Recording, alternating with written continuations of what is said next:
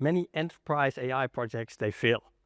But what is the missing link? I'm here with Teresa Rojas and Dejonghe, both from Collibra, and we're here at the Data Citizens on the Road in Rotterdam, in the Netherlands. And Tom, can you explain, where do you see many of the AI projects fail, and what is this exact missing link? All right. Well, before I get into why AI fails, let's go a decade back and try to understand how much similarity there is between AI today and the challenges that come with AI and what we've seen with self-service a decade ago. Right? Remember, there was a time 10 years ago where you had central teams, small central teams, and they built a pretty formatted reports for the entire organization. Right? What that caused is a bottleneck. These people built great insights. However, they weren't capable of following the speed of the organization. So what happened is we democratized data, right? And everybody could, through self-service BI, could have access to that data. But the problem was that many different people had different interpretation of what the data was, or what the definitions of certain KPIs were. So what happened is people started to build their own reports.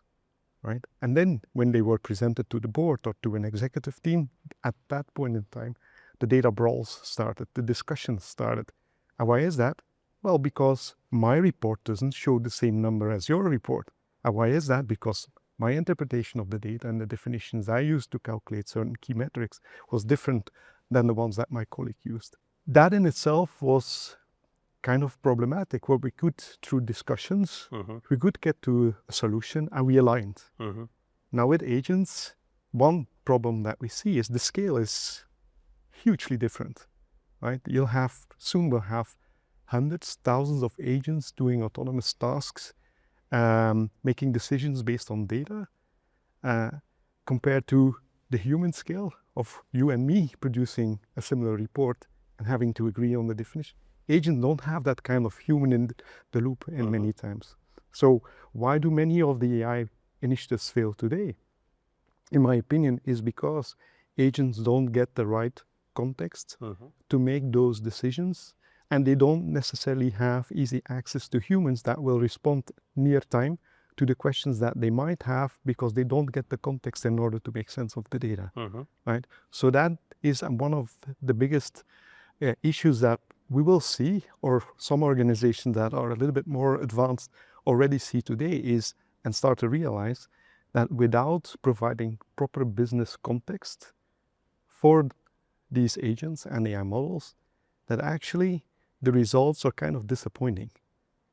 And why is that? Because many times they got great results in very siloed use cases with the perfect data, with the perfect context, and that is not the case in the entire data ecosystem. And that is where AI, if not today, in the future will break if you don't address that problem heads on. And talking about context, there is many discussions about what is context. Can you explain more for CIOs that are listening, for CDOs, that really what's the core of context and how to make it understandable? Well, context is really the buzzword of the year so far, right? So I think of context as, for CDOs and CIOs, the difference between great AI investment and liabilities. Okay. Right. So in other words, context is kind of the operating model of your company. There are different elements in there. Right? There is the what. What do we actually mean? Tom was talking about like a difference in a metric, right, or a KPI. Those differences come from the meaning of the what, right? Like, so that's part of the context.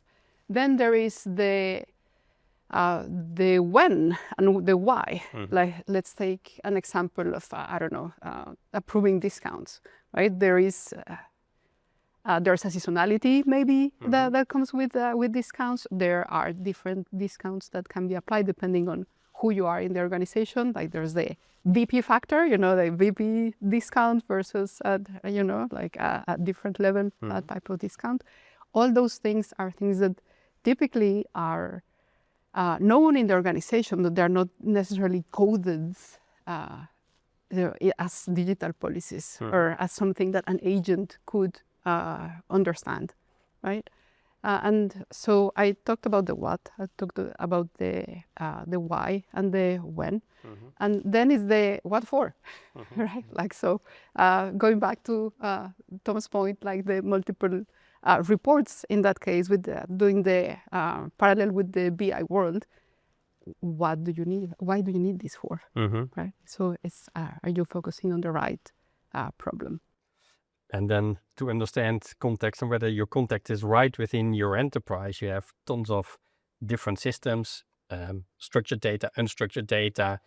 How can you understand whether your context is at the right level? Well, if there are a couple of red flags, I think. If an organization, for example, and let's start with structured data because that's what we're most familiar with.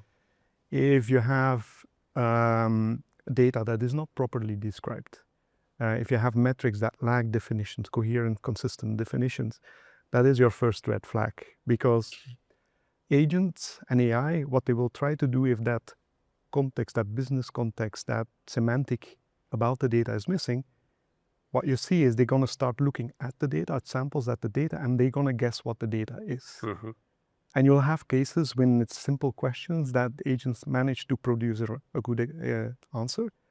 But as soon as you get to more medium complex or high complex questions about the data, you'll see that in many cases, almost all cases, AI and models, and even if it's Claude Code, for example, which is the most amazing thing I've ever seen so far, but they will get it wrong, right? And that is a big issue. So the first red flag for me is the lack of semantic understanding about the data that needs to be used by the agent itself.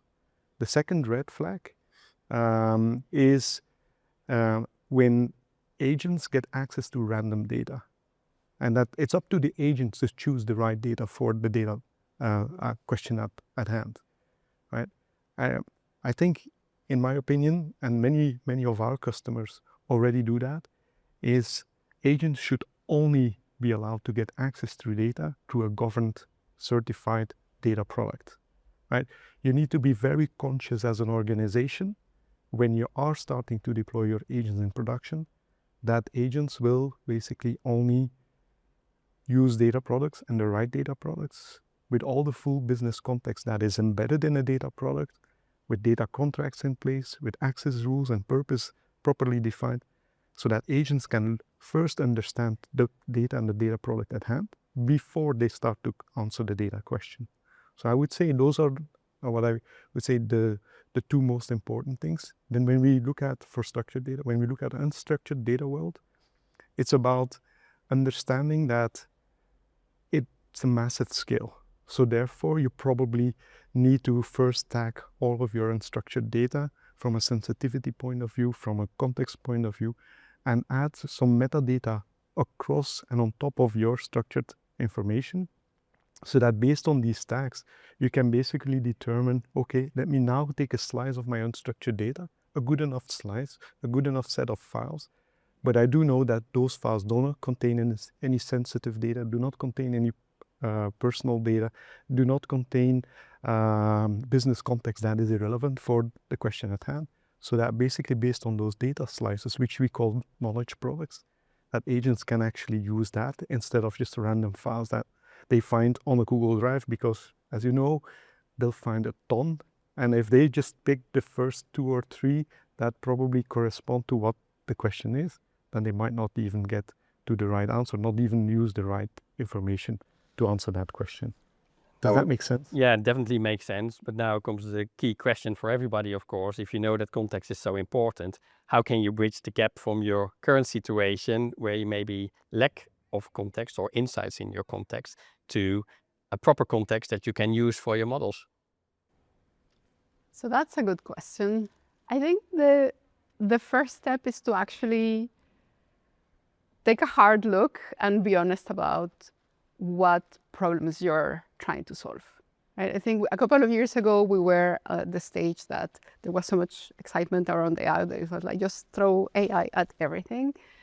Now we're realizing that AI is not necessarily best suited to solve every problem. So it's like, what are the problems that you're solving for with AI? That's the first thing, right? Like that is what's going to help you also focus on what is the healthy context that you have to provide for agents, depending on what are the problems that you're going to solve. Like you saw in our presentation before, I talk a lot about the use cases. That's why for AI governance at Collibra, we follow first with the use case, like what are you trying to do? It's not just Claude or Gemini or whatever tool just for the sake of it. It's like, what are you trying to achieve? Where's the business value? Exactly. Where is the business value? Like nobody does a chatbot to have a chatbot. Like it is a customer chatbot to decrease response time to customers by X%, right? Like something like that, or increase satisfaction by something. So that is the first thing. Then it's about being conscious about. So we said the problem, like what are the problems worth solving? But then it's also about understanding your business processes as well. There are a lot of gains to be made with AI by rethinking your processes. If you only try to apply AI to individual steps in your process, you're going to get gains. Yes, you will. But this can be, in the end, marginal gains that don't necessarily really add up to like the cost of AI, right? Like AI, we kind of feel like it's for free, but it's really not. Yeah. It really is not. So for me, those are the two primary questions. And I know you were asking it from the context perspective, and I kind of came with something on the side. But it is important to think thoroughly as AI leaders about these two things first, to then prioritize, like, where is it that you're going to kind of curate that high quality golden standard context. And maybe if I can chime in to be a little bit more concrete about the how do you build that context. And once you understand the use case, it's so much easier to find the right people in the organization that have the tribal knowledge that maybe is not qualified somewhere, to ask them, because then they will understand why they're doing it. And when people understand why, it's so much easier to motivate them to do it right.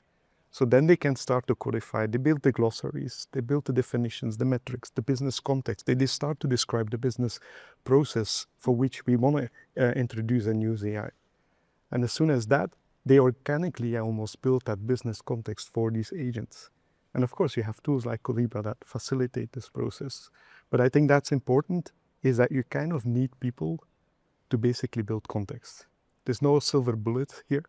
Yes, AI can help get you to 80% of generating semantic context. You still need a human in the loop to validate, to further curate, to finalize that business context before you can let your AI agents let loose in your production environment.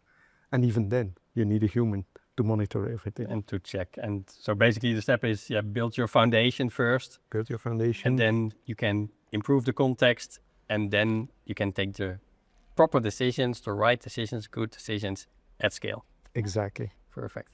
Thanks for the great insights. Thanks for the on-stage presentation. You're welcome.